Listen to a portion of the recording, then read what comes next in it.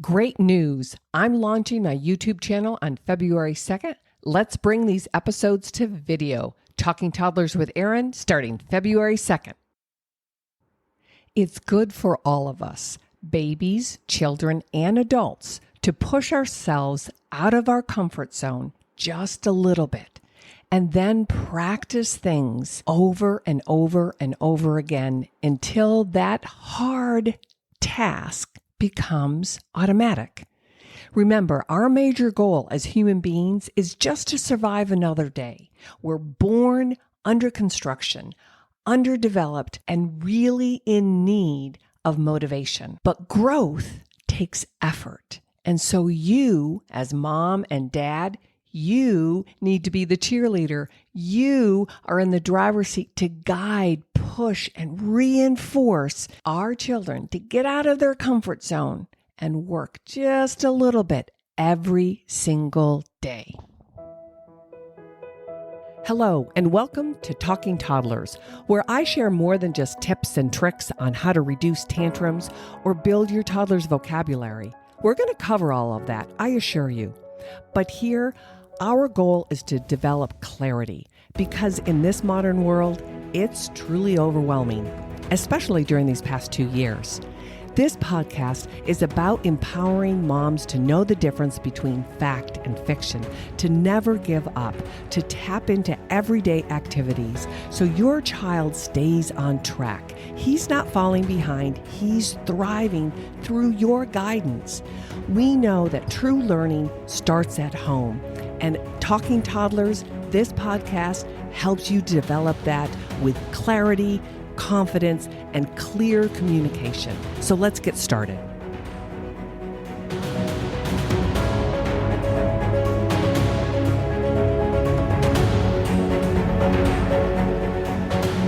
Hello and welcome back to Talking Toddlers. I'm Erin Heyer, your host, and this episode we're going to talk about tummy time for newborns, what every parent needs to know. I know it's a buzzword. I know that some parents truly embrace it and understand it, and a lot of you struggle. And if you struggle, then your little newborn, your baby, your toddler, they struggle too. So you might have this kind of stuck image in your head. Perhaps tummy time is when you just put your baby on a nice little blanket on the floor and they moan and groan and squeal and are fuss, and it's terribly, terribly uncomfortable for them and for you. So you pick them up and you scoop them and you say, we're not cut out for this. But I'm here to help you understand that tummy time looks different at every age and every stage of development. So first thing is I'm going to walk through what each month from newborn through 9 months of age kind of looks like. So I just want you to get a visual image. And then we'll talk about how critically important it is for gross and fine motor skills, but how this lays the foundation for speech and language processing, higher order thinking, attention, all of these beautiful, beautiful things that are ultimately our goal, right? But let's look at that newborn. A baby is very flexed with their little booty, their little bum sticking up. It looks like this little, bread dough. And they might fall asleep in this position on your chest, and it's very cute. They've just come out of your womb. Their head will turn to one side, and they will lie on their cheek on that surface. And they're still just this bundle of joy. By the time they hit that 1 month mark, that's 4 weeks into this beautiful world of ours, a baby can momentarily lift their head to turn to the other side. That's progress. And they're starting to stretch out. They're not quite so flexed into that kind of bundle of joy anymore, right? So tummy time is important for your baby in those first weeks and up to that first month to counteract all of that flexion that they retained from being curled up in your womb. Month 2, your baby is much more flexible. Now that he's been moving and shaking and living life for the last 8 weeks, Their pelvis has dropped a little bit, so their bum isn't quite so stuck up in the air when you put them down on their belly. And they are beginning to really lift their head close to 45 degrees above that surface. So not all the way up, but by that 2-month mark, give or take a few days, give or take a few weeks, every child is unique, but they're also putting their elbows out to their sides. So if you've ever seen a yoga or done yoga, doing those cobras, you really feel where your elbows and your forearms are resting on the floor. But up to this point, they're pretty much on your chest, in the football carry, on your lap, not necessarily a whole heck of cumulative time on the floor. By 3 months, though, your baby typically can fully lift their head to 90 degrees, and they can turn their head to either side, and they might even accidentally roll themselves over. So typical average 3-month-old babies don't roll over on purpose, but the head is still relatively larger and heavier than the rest of their body. So the body just kind of follows that head when they turn from right to left. But the key is that the baby's had enough experience, and we'll talk about just what that looks like and means and why it's important, but their head is being lifted about 90 degrees at that 3-month mark. Then 4 months, baby lifts their chest off the ground. So up to this point, it was pretty much just their head. They're really working that neck and the shoulder and the arms. But at 4 months, the baby begins to lift their chest off the ground with the head lifted at 90 degrees. So they have a lot more strength and coordination. They've got weeks and weeks and weeks of feedback so they can adjust in real time. They begin to even shift their weight, and sometimes one arm will straighten out. Sometimes it's a reflex. Sometimes it's not necessarily purposefully, but you'll see that they're really practicing. Remember what I said in the very, very beginning, that they have to work through things that are a little tricky, that are hard sometimes. And then they get that feedback and they build strength and coordination. And now in that 4th month, the elbows are beginning to get under their shoulders. So you're doing a better cobra, right? On your forearms there. Month 5, your baby begins to push on both arms in a straighter position. So those first couple of months, there's a lot of tummy time on softer elements, and you can adjust it, whether it's a rolled up towel or your chest or your lap or on a pillow. And after about 3 or 4 months, then you're giving them more and more opportunities to really practice and work out, because this is a workout for them for sure on harder surfaces like the floor with a cushion or a rug. But month 5 is really when they begin to push both arms straight, and they might even scoot themselves backwards. And this was really cute in my motherhood, where our daughter really began to crawl backwards it seemed like forever. It was several weeks, but it was very fun that she would literally crawl backwards, get stuck into the wall and not be able to get out unless she kind of scooted and turned herself around.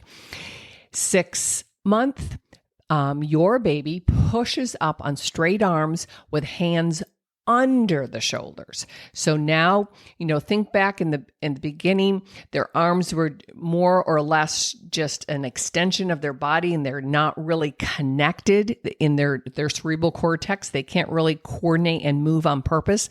But by 6 months, your baby will begin to hold themselves up, and the hands are under their shoulders. So their cobra is beginning to really stretch out because the front of the body has stretched out. They're not in that curled little position when they came into the world. And they typically around 6 months can pivot in a circle, which is a great precursor or pre-crawling skill.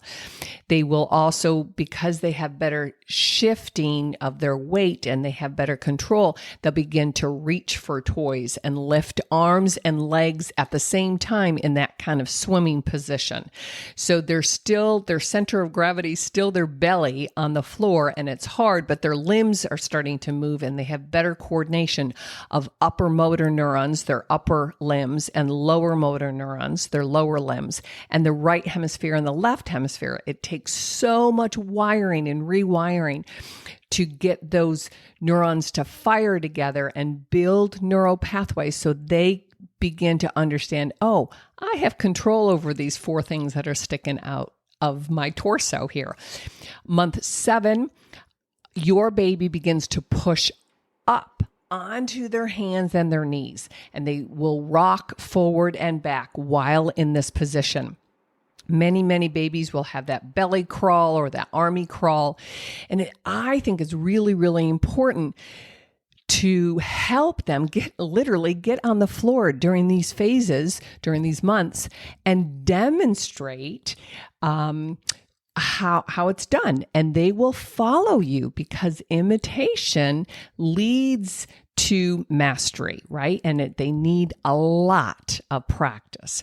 And somewhere around the 8th month, that transition from hands and knees to sitting, and then vice versa, from sitting and they can roll their torso. Again, they have better control over their hips and manipulating their limbs underneath them.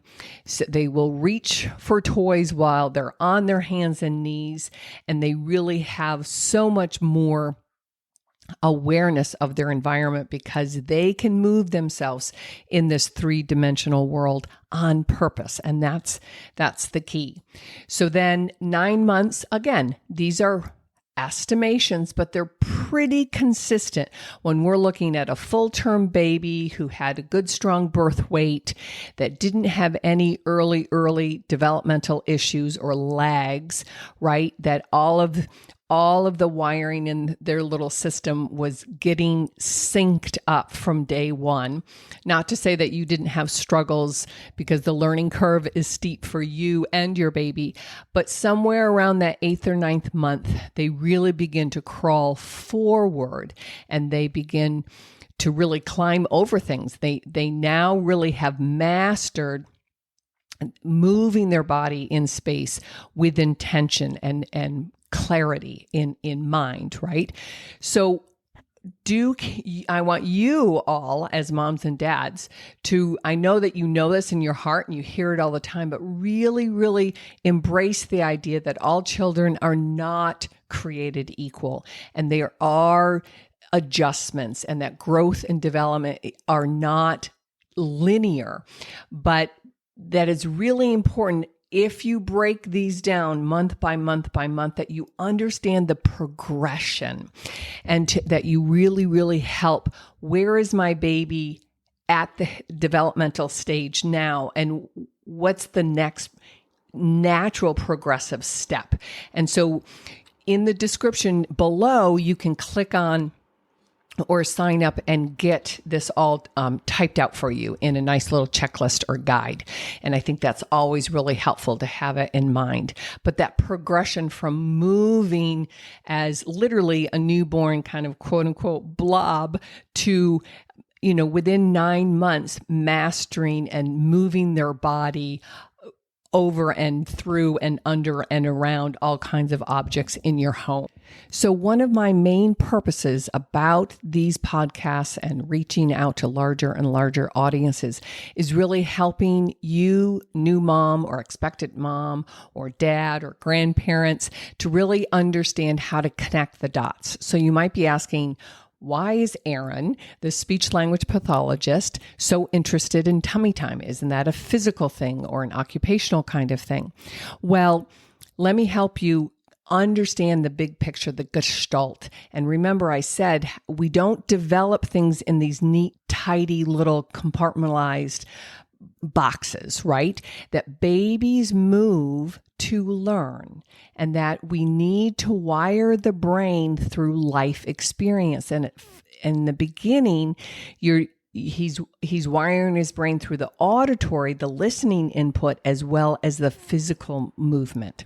So neuroplasticity and integration is what is needed to develop processing speed and fluency and automaticity. So we look at the gross and the fine motor skills as they build on each other. And in the beginning, we have to stabilize our bodies, and then we move our limbs, and then we stabilize our arms and our legs, and we can move our feet and hands. And then in our hands, we stabilize our hands and we can move our fingers down to those fine motor skills. Well, in relation to speech and language, we stabilize our body and we can move our head. We stabilize our head and we can move our jaw, our lower jaw that moves up and down for talking, chewing, and eating, swallowing.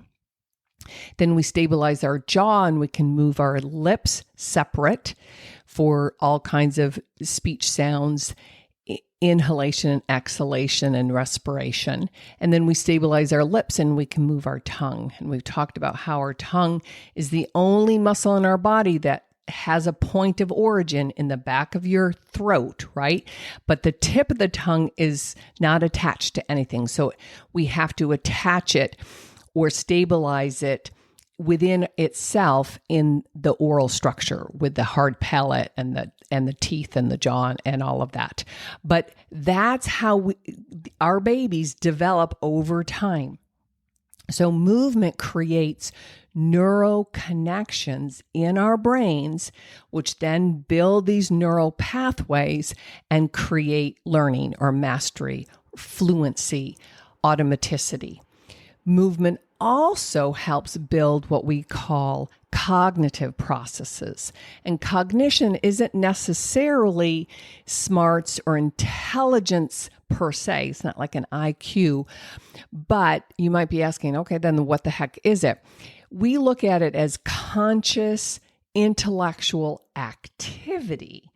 So it's referred to as higher order language processing, such as thinking, reasoning, problem solving, and remembering or putting things in an orderly fashion, association, those kinds of bigger gestalt thinking, right? And it starts when he's really little. He's starting to crawl, and then he,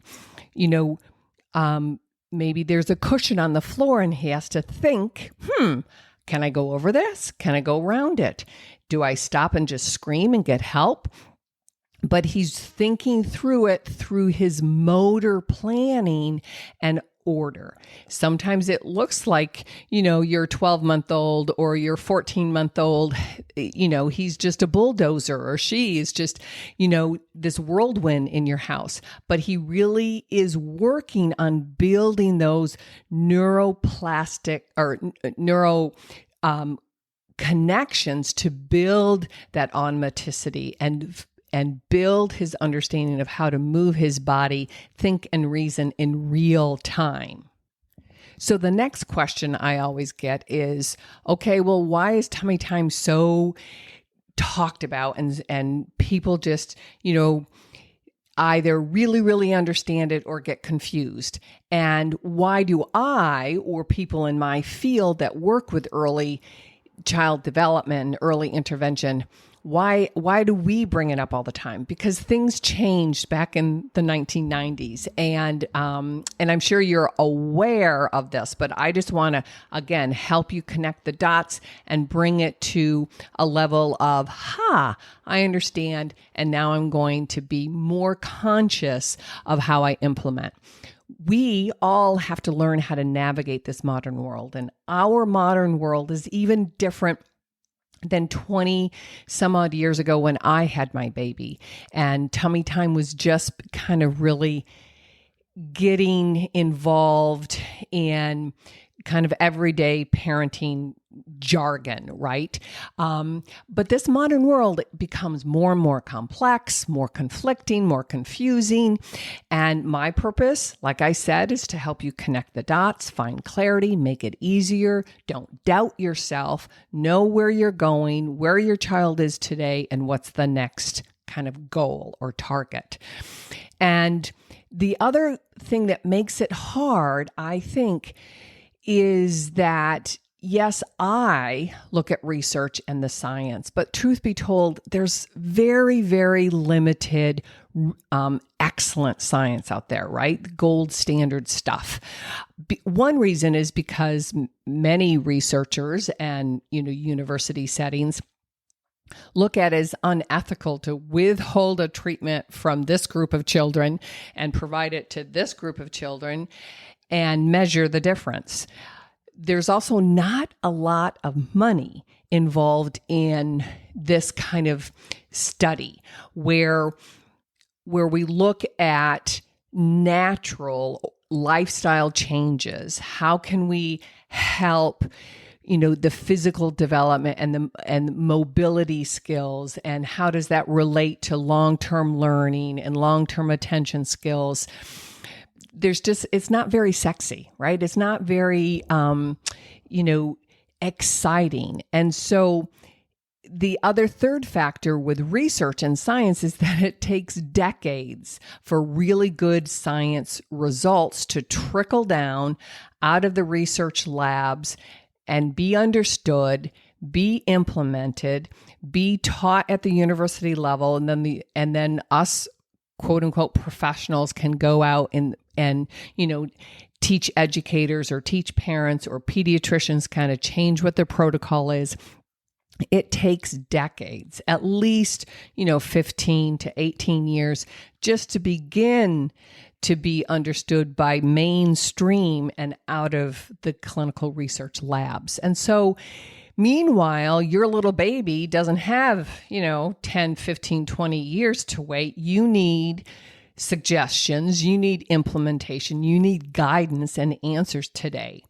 So that's another reason why I'm doing these podcasts, is to take my 35 years of practice, and that's what it is, right? A clinical practice is, who I was when I started back in the late 80s is very different than who I am today, because the needs have changed, research has changed, and this modern world, yes, has gotten more and more complex.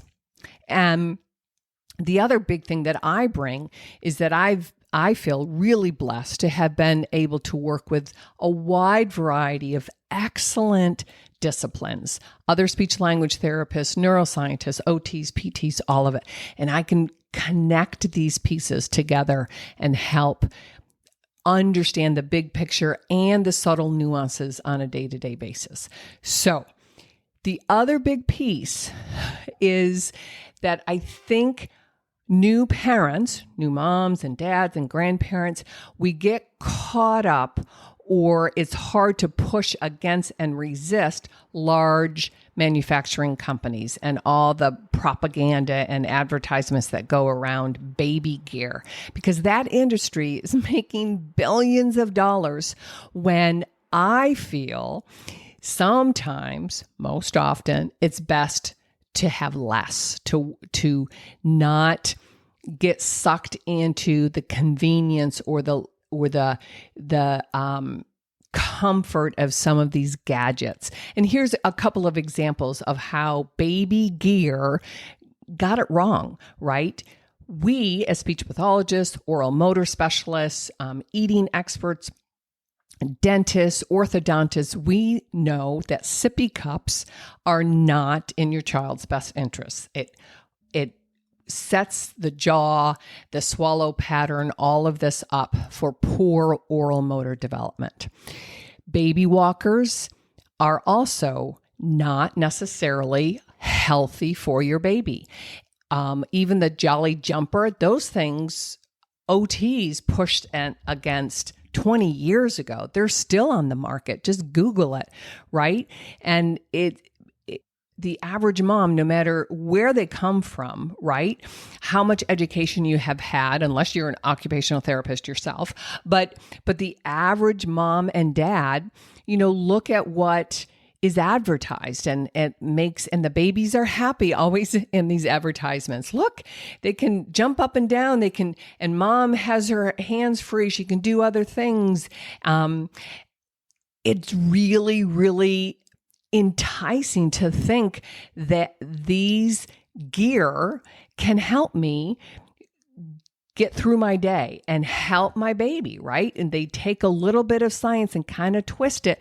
And many, many of these things, such as baby walkers and baby seat carriers and those kind of things, have been called back. And they've had to upgrade them, or they changed a little bit of this or a little bit of that to fit the parameters, to make it less risky. There's even the thing, and I was kind of new to this in the last couple of years, a thing that's called the bumbo, which is like a big soft foam cushion seat that is pretty popular. It wasn't around when, I think it was actually invented by, a grandfather who, wanted to be with his grandchild, but wanted the child to sit up with independence before they were developmentally ready. And that's the big thing.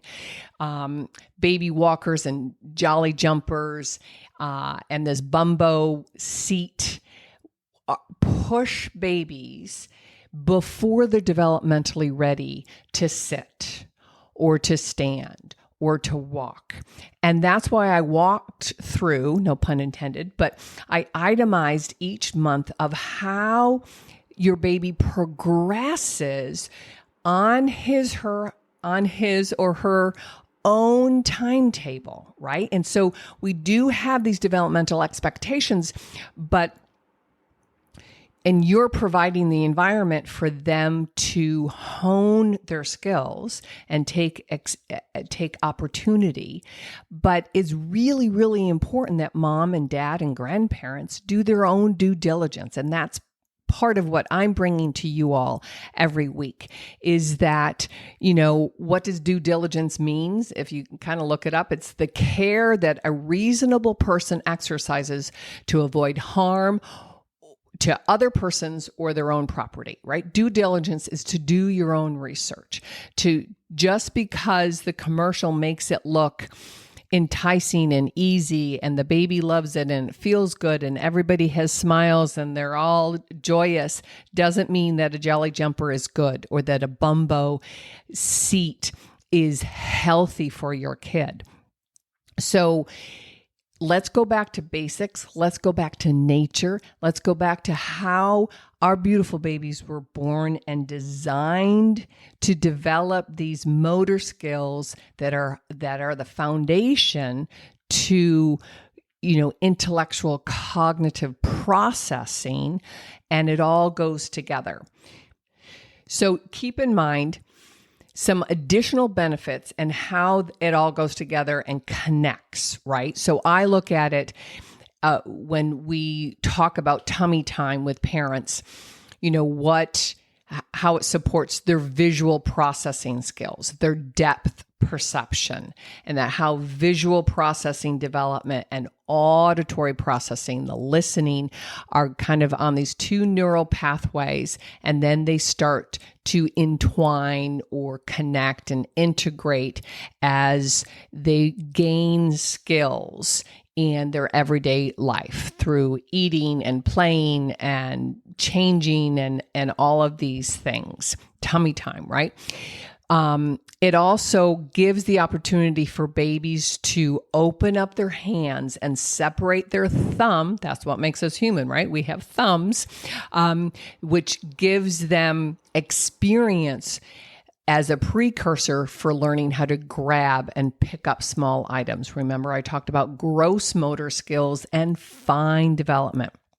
It's a process, and we ultimately want to pick up utensils and to have good, strong object play with your digits, and to be able to cross midline, to bring things to midline, have our hands work together, right?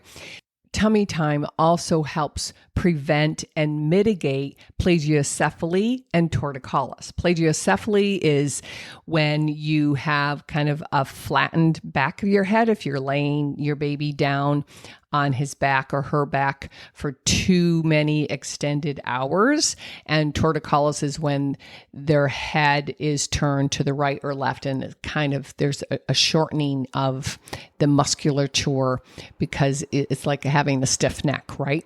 And yes, both of these things can be mitigated, and PTs and OTs can really help, but it helps prevent these kinds of things happening and you ever having to deal with it.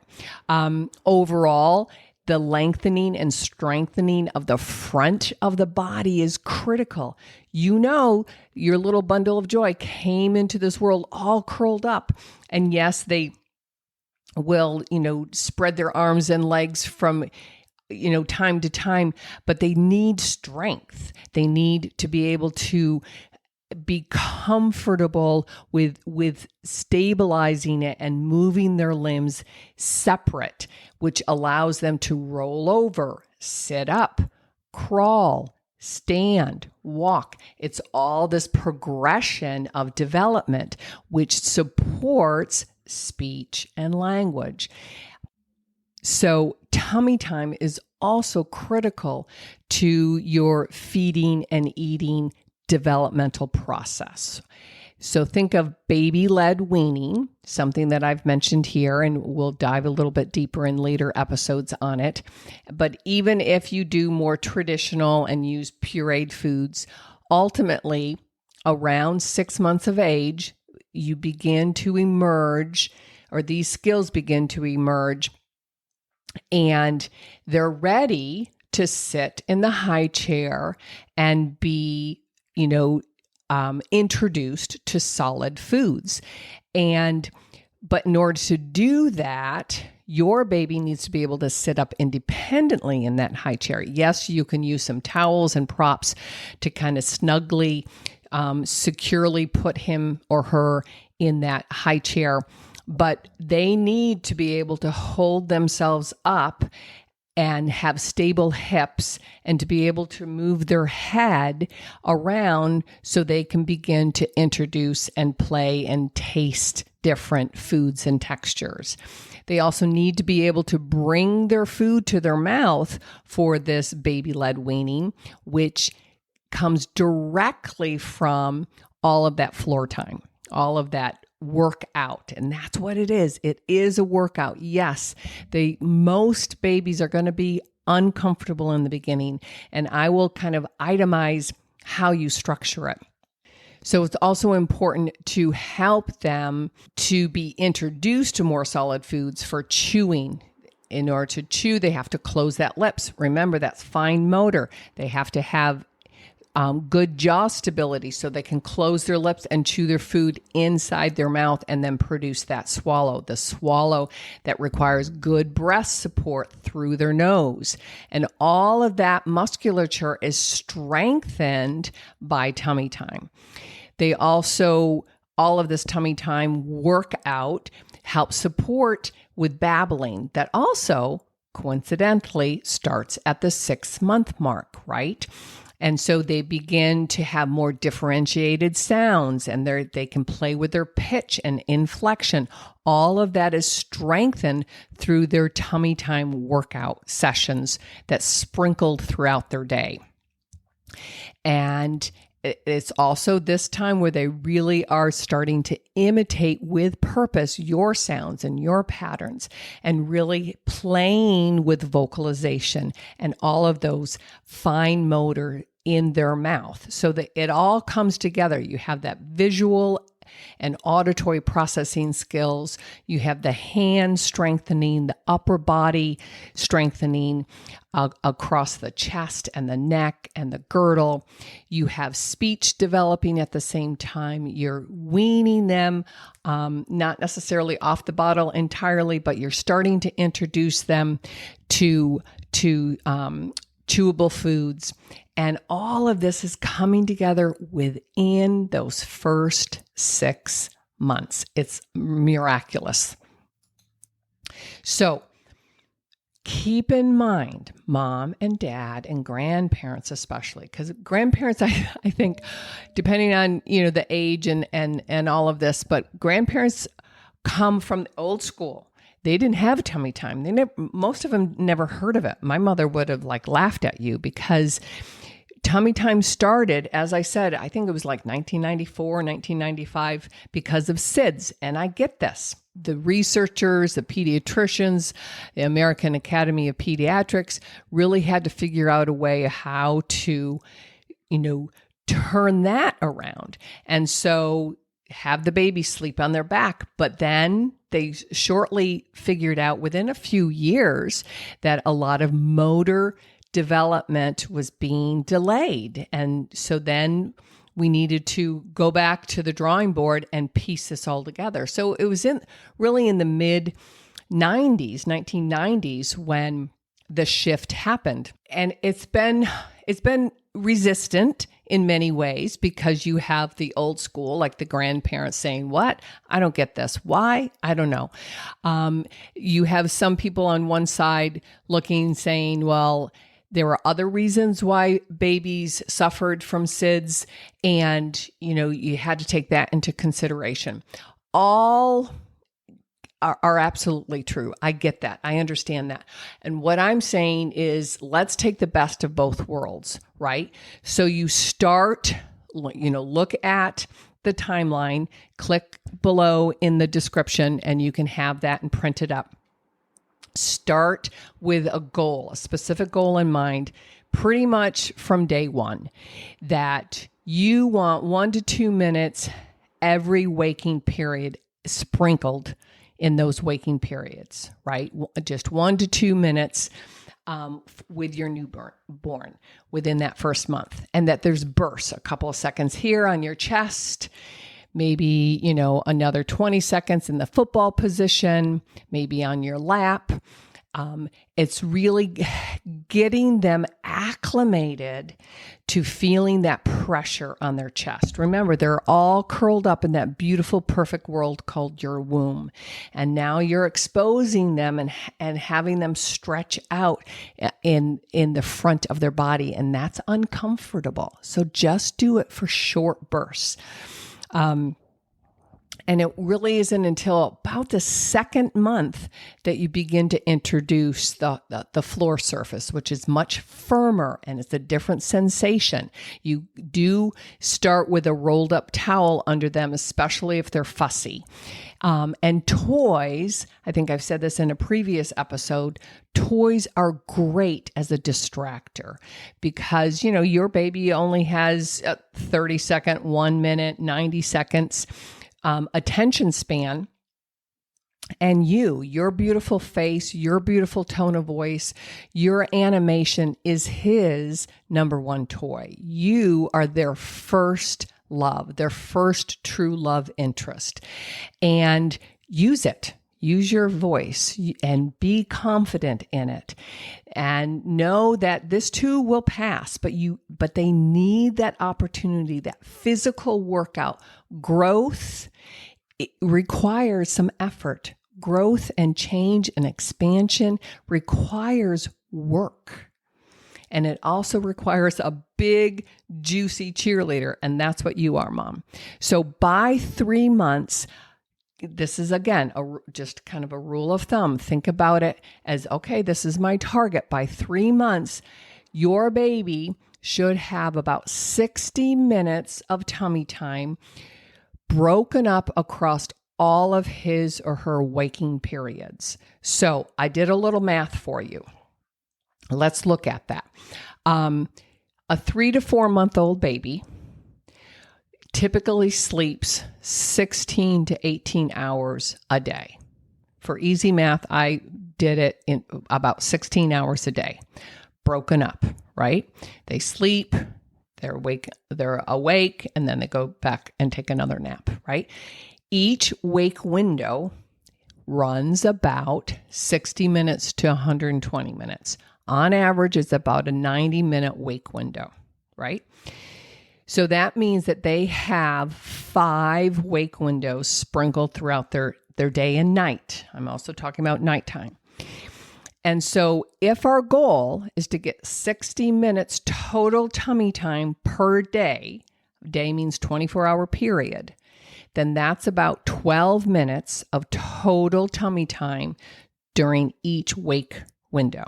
So if they're awake for 90 minutes, maybe 2 hours, then you break that 12 minutes up into a couple minutes here, a couple minutes there, keep changing his positions, and he'll get acclimated. Think about it when you go to the weight room, you can't just, start, bench pressing 100 pounds. You're going to start with 5 pounds, 10 pounds, 20 pounds, right? You're going to do 10 reps, 15 reps.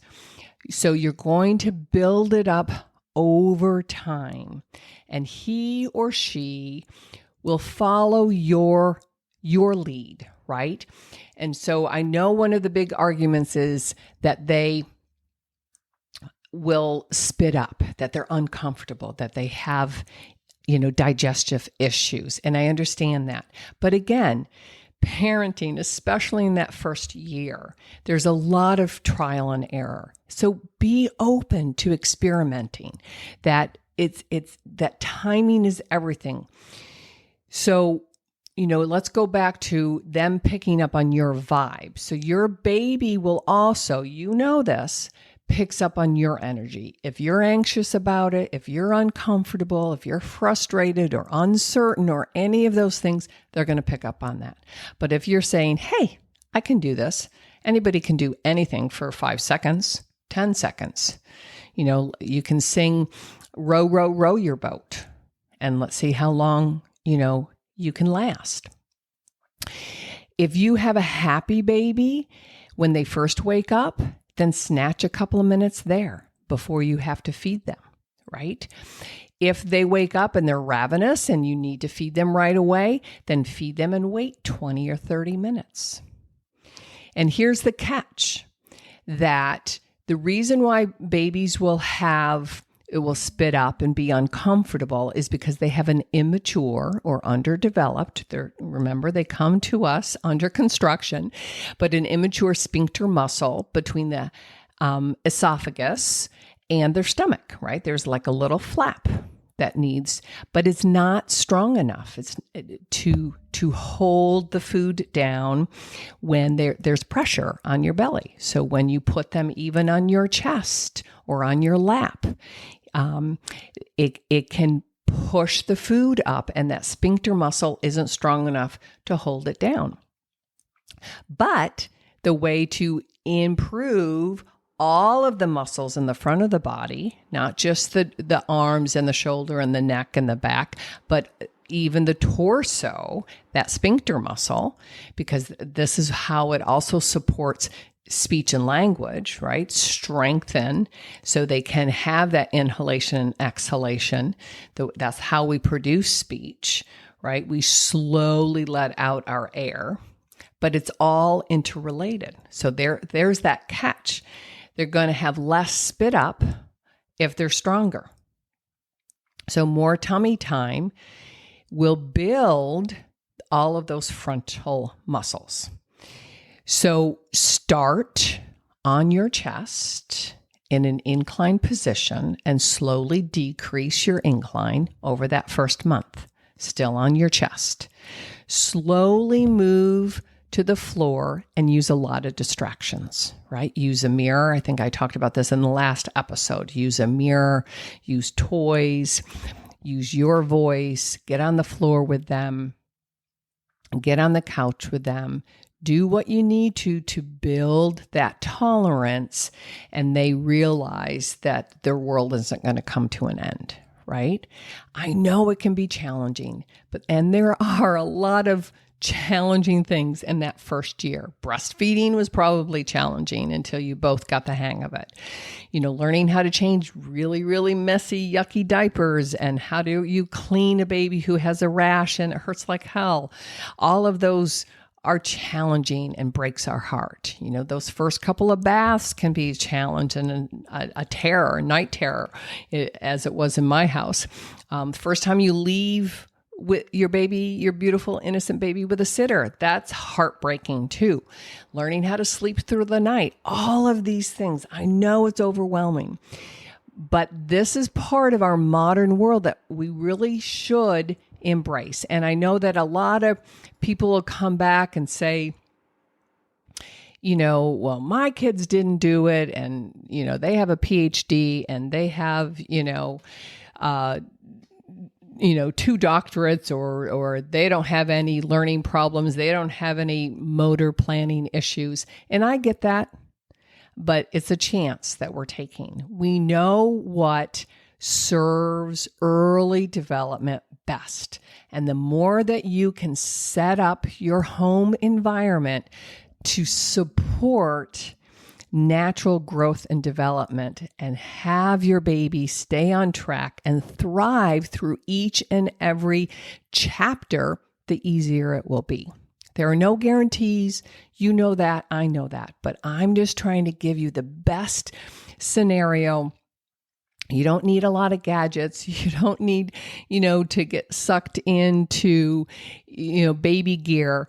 You just need to know how to set up your daily routines, what's more important and what's less important, and prioritize. Like I said earlier, our lifestyles are even different than when my daughter was born 20 years ago.